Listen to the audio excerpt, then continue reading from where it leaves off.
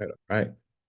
Well, hello, good afternoon, good evening, good morning, everybody, wherever you are in the world. Um, we're going to be talking about grants for youth programs, and so this week we're going to go through um, how to structure your youth program, how to budget for it, and then of course the partners and the types of grants that you need in order to get your youth program funded. This works for any youth program, whether it was created by individual or organization, or maybe a already existing youth program, or even a church youth program. When we think about youth programs, we're thinking about people that are baby age up until 18.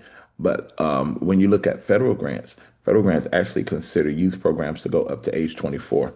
One of my favorite grants is the Youth Build Grant, and that's specifically designed for participants that are between the age of 16 and 24. So when you look at youth programs, you really can go um, up to 24, up to age 24. Now, this includes after school programs, uh, academic enrichment programs, um, summer camp programs, youth camp programs that happen on break, tutoring programs. This also includes sports programs like community sports, like AAU. This also includes debate teams, speech teams, sports programs, anything that has to do with a person that is between 0 and 24 can be considered a youth program. All right.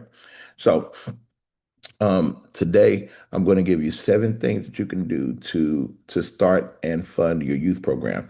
Over the rest of the week, we'll give more. Um, but if you have any questions, make sure that you write them down so that when we get to the Q&A part, you can ask your question. My name is Jay Hackett, and I'm a grant expert. I've been doing this for about 20 years. And over the last 20 years, I've helped organizations raise $107 million. That includes organizations that are local, that are national, that are international. It includes for-profit and nonprofit grants, and it includes grants all over the country. And so I'm just another guy that learned the skill and just sharing it with you all. But it's important for me to share with you what I've done so that you know that I know what I'm talking about. I'm good at it. I'm actually the best at it. But let's get started. Youth programs. I'm going to share with you 7 tips. All right. So one of the first things that you want to do is research your city and identify some problems. Okay, in the grant world, everything is based on solving a problem. Whatever problem exists is going to give the rationale and the reason for your program. So start with the need. And so you have to prove that your program solves a problem. You can identify this using the census tract, the U.S. Census. You can look up online and ask Google what your dropout rate is, what the youth crime rate is. You can contact your DA's office, ask them. You can contact your county.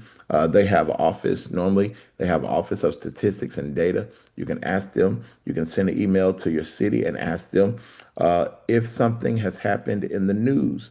If something has been reported, maybe somebody got shot or somebody got kidnapped or somebody turned up missing.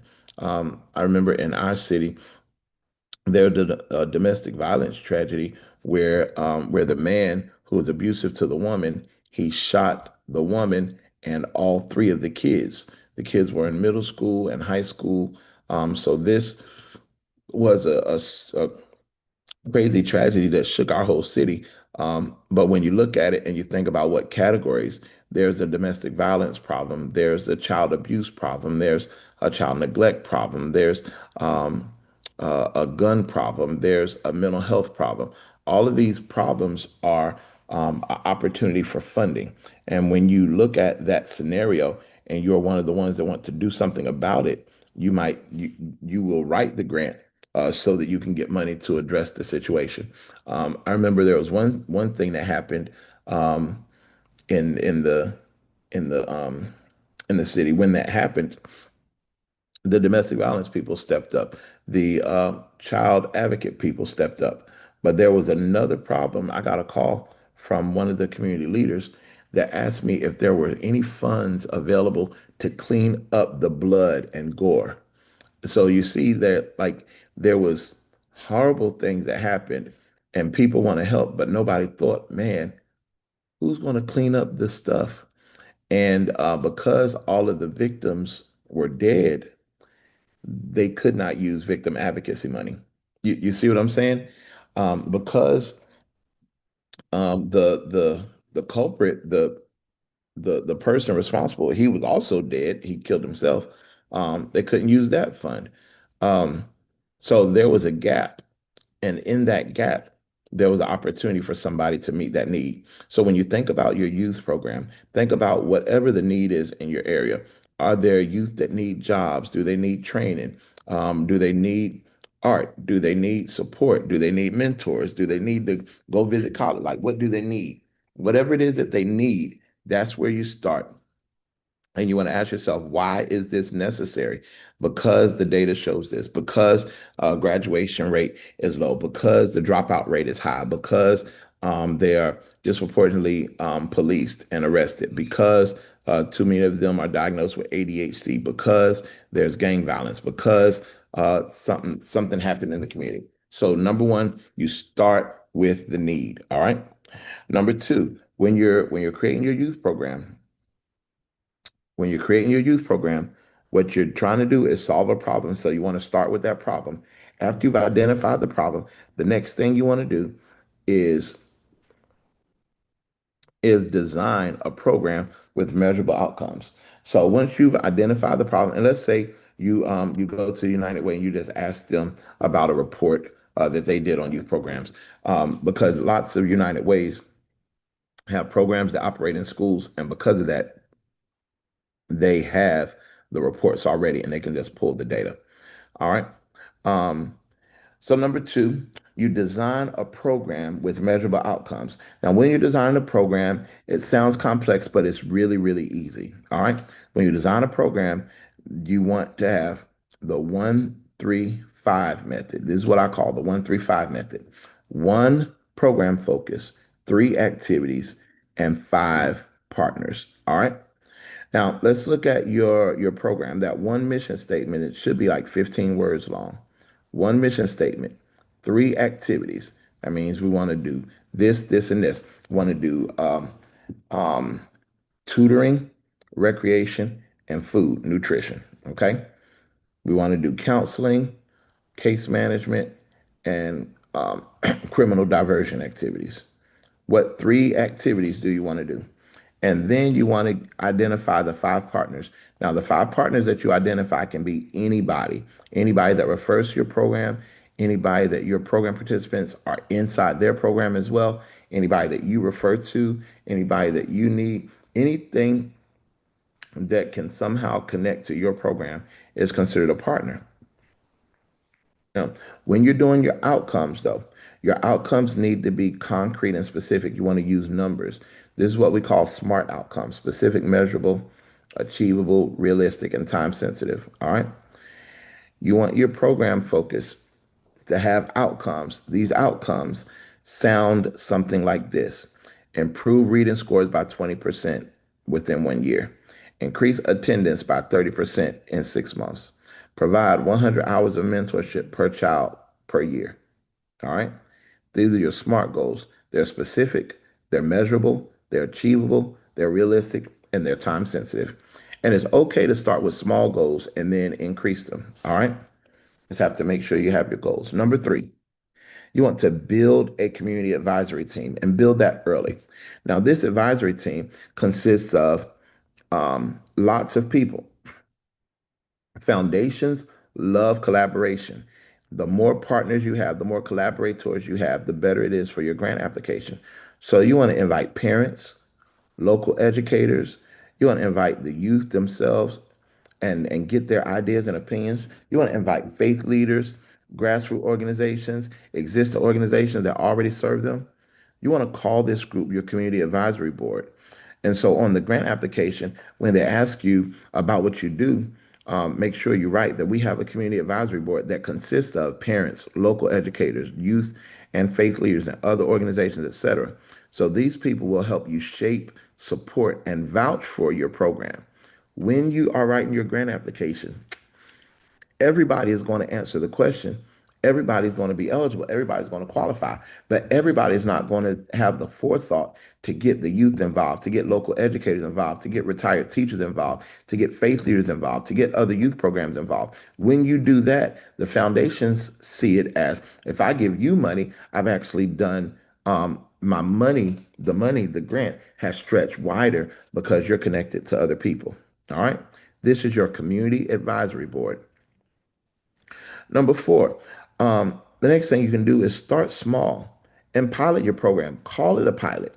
All right, call it a pilot. They do not expect you to have it all figured out in the beginning. All right, so call it a pilot program. When you call it a pilot program, you can use a church room, you can use a local library, you can use a park shelter, you can work with volunteers, you can work with colleges, universities, or college students. You can do any of these things and document results. All right, you don't have to start with 100 youth. Just start with 10 or 15. There's one program that served 12 people the first year. 12 people, and their budget, they were awarded a grant for $300,000. But when they served those 12 people during the first year, during the pilot, they had great outcomes. They had great documentation, and they were funded again. All right. So even if you had $500 from local business, you can launch a credible pilot program and just prove it. That's all you have to do. And then, of course, once you have your outcomes, you put that in your grant application and you say, we piloted this with $500 and this is what happened. Because of that, we believe that if you give us $20,000, we'll be able to do much more. Okay. Number five, use templates and copy successful programs. If there are three programs in the area and you think each of them do something good, you can pick and choose. You can chew the meat and spit out the bones. There is nothing new under the sun. All right. If you know that, if you believe that youth need tutors, one-on-one tutors, then have one-on-one tutors. If you believe they need to go camping on the weekend, then sprinkle that in there. If you believe they need to learn how to grocery shop on a budget and use coupons, then do that. If you believe they need to learn financial literacy and learn how to use checkbooks, then do that. But don't worry that your program doesn't look exactly like somebody else's. It shouldn't. It shouldn't look exactly like somebody else's. It also shouldn't be so far-fetched that there's nothing else like it. No. All right. Start with some templates, start with some successful programs, and tweak the things that you want to make better. All right. So to do this, you can read some successful grant applications, as many as are available. You can use proven strategies and proven templates. You can even mirror the lender's own language. If they say we want youth to improve their reading score, we want youth to have less reading loss over the summer, then you structure your program and say our program is structured so the youth have less reading loss over the summer. Like some people make it so difficult, so challenging. It's not. It's really easy. In fact, one of the challenges is to simplify what you're doing and think easy instead of hard.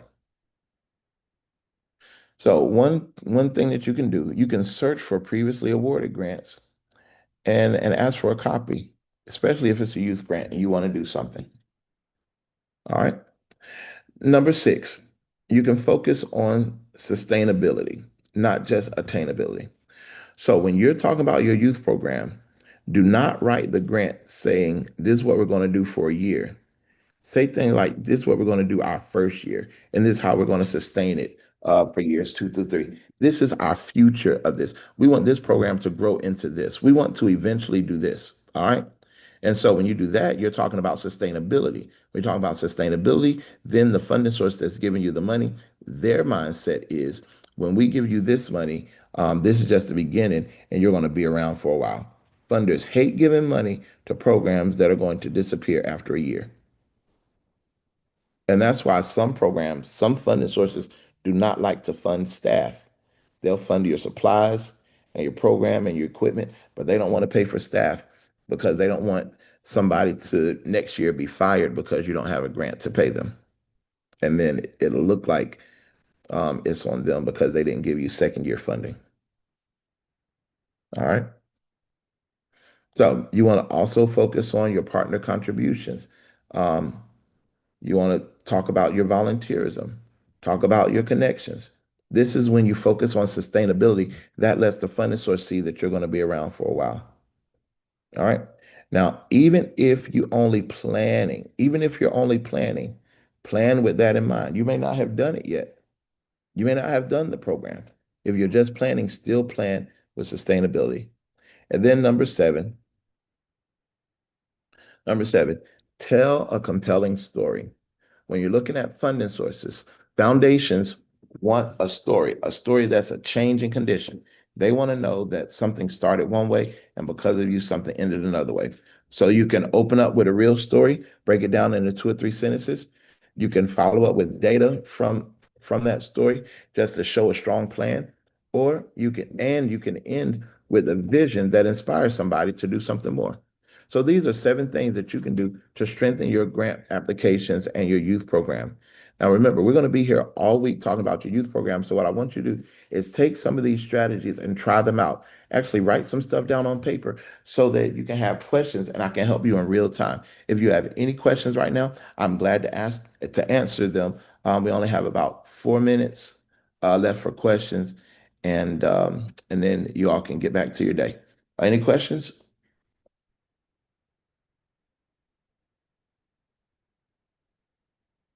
All right. Well, y'all have a good day. Reach out if you need any help on any of this. Our system, our program, and our software actually can do all of this for you. So if you're struggling with, there's no reason to struggle. Just send me a message and let's figure out how we can get you the help you need. All right. All right. Well, y'all take care. I'll talk to you later. Bye bye.